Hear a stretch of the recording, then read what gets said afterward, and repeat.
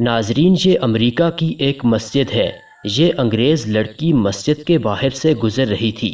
مسلمانوں کو نماز ادا کرتے ہوئے دیکھ کر یہ بھی اندر آ کر ویسے ہی نماز ادا کرنے لگی۔ اس کا لباس نامناسب تھا، لہٰذا نماز کے بعد لوگوں نے اسے مسجد سے باہر نکال دیا، مگر اس کا کہنا تھا کہ میں خود مسجد کے اندر نہیں آئی بلکہ کوئی چیز مجھے کھینچ کر لائی ہے۔ اس کا مزید کہنا تھا کہ جو روحانی سکون مجھے ایسا کرنے سے ملا وہ آج تک میں نے کہیں محسوس نہیں کیا۔